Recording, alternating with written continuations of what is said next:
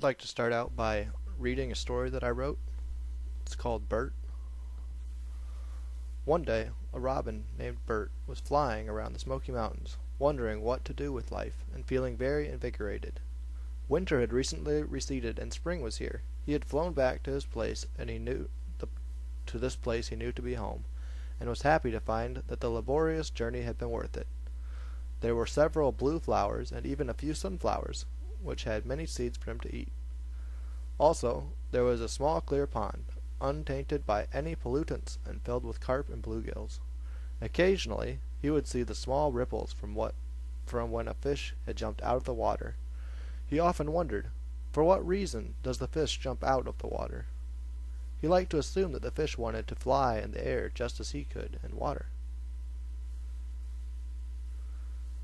Wouldn't it be fun to fly in the water? But he had tried. He just floated, and was always rejected by the water. Well, he guessed, the fish was rejected by the air as well. Despite the fact that he and the fish lived in different worlds and could not meet, Burt knew that the fish was happy. He could see it chasing through the water with its friends, and could just imagine the fun it was having. Sometimes Burt would feel a little sad when watching them, wishing that he was also able to have a friend with whom to enjoy life. It was good to be able to see the fish and their fun, but sometimes he wanted to have friends to play with of his own. One day, he was sitting in an oak tree, watching the leaves and intently wondering how the squirrels could break open the nuts which would one day come from this tree. He saw a brief flash of orange. His heart skipped a beat. What? How? He was the only orange creature in the area. He thought back over his life and remembered seeing a land creature wearing orange once, but that was a different orange. That orange was bright and shone weirdly in the sun. This orange he had just seen was duller and beautiful.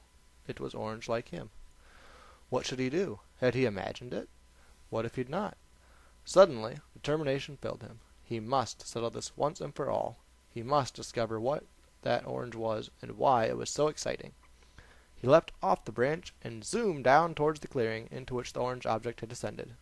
As he entered the clearing, he saw himself, and it surprised him so much that he failed to land correctly, and almost fell into a pond.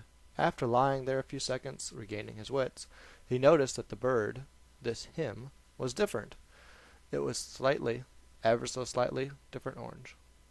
It was a bit smaller, but it moved around with the same spring in its step which set him apart from the sparrows. What was this bird? It was not him. It was different.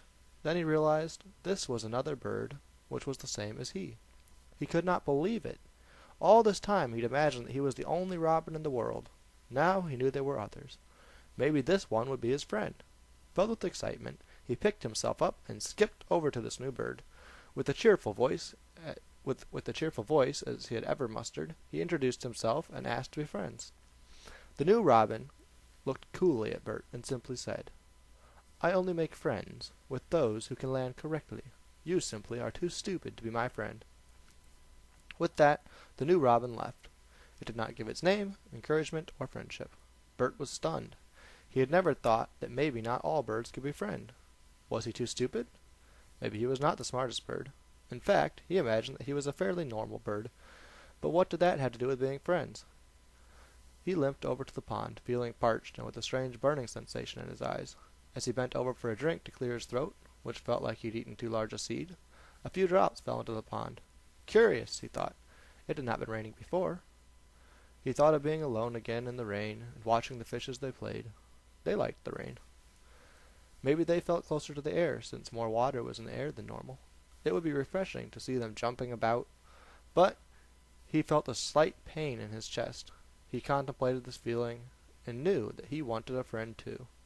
He looked up at the sky to see how large the storm would be, and was surprised to find that there were no rain clouds. The sky was clear, except for a few fluffy white clouds, and the sun was high. The sun! Oh, what a glorious sight! He had always wanted to fly up to see if it was a great sunflower, with tender seeds. Seeing the sun always made things better. It was not always there, but it always came back. He thought of the sun and wondered, could that be my friend?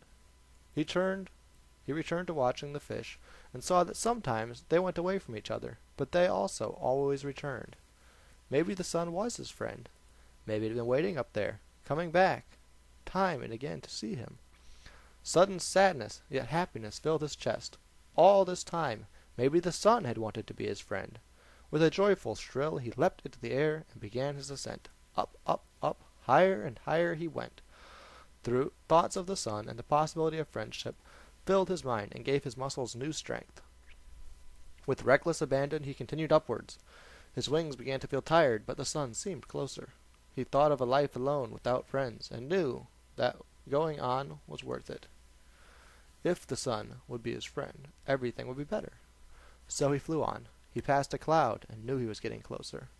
The sun was moving, a little off to his right, so he decided to follow. Onwards and onwards he flew. Never before or since has a robin flown as long or as well as Burt did that day. The sun seemed to be leading him forward and onward. At first it had called him up and away from his solitude. Now it seemed to beckon him forward and across the land. What beautiful land! There were trees and long snakes of water. Some roared like dragons. This land was so strange and mysterious. Could this land be the land of the sun? Maybe the sun was leading him to his other friends. Maybe the sun had many friends and wanted Burt to join their company. This joyous thought gave new energy to Burt, as he increased his speed and let loose one more happy chirp. "Ha!" he thought. "What a pitiful chirp!" He must be pretty tired. He hoped that his new friends would not be upset if it took him a while to get his breath back. Of course they would not mind. After all, the sun had been faithful to him, and the sun was his friend. Surely the sun's friends would also love him and find him to be worthy. Suddenly Burt came out of his thoughts and noticed the sun was almost gone. Had the sun left him? Would it be back? Why had he not met any friends? Then exhaustion set in. Burt had been flying for a very long time. How long? He could not guess. But he saw a tree with a clearing and a small stream. Thirst compelled him to descend. Upon landing, he saw that here, too, there were fish, even some new types. They were having fun as he drank some water, and that small pain began to come back. A few drops of water again hit the stream. Why did it always seem like it was going to rain when he got this feeling? He looked up to see if it was going to rain. As he looked up, he wondered to himself, "Why, sun? Why did you bring me here and leave me? I thought you were my friend." Then he saw them. The streaming across the stream, flying towards him. 2, 3, no, maybe 6 robins. Joy of joys, the sun had brought him friends, and in amazement he watched as they all descended around him. Some began drinking. All of them were looking at him. One hopped over and said, "Hello, what is your name? I am Bob. This is my mate Storm, and these are our friends. Would you like to be our friend too?" Burt was too happy and tired to answer immediately. Storm sprang over and looked at him with a tilted head. "What? We do all sorts of fun things. We're good friends. Don't you want to have friends?" Burt mustered up his last bit of strength and managed to croak out, "Yes, I would love to be your friend." As he collapsed from exhaustion, he thought to himself, "Thank you, son. You've always been a true friend, even when I doubted you. You brought me these new friends. It was hard to get here, but thank you for caring for me." When Burt woke up, he was still surrounded by his new friends, and Bob looked at him, smiled, gave him a wink, and chirped, "Well, what is your name?" Burt looked up with a grin and answered, "Burt. My name is Burt."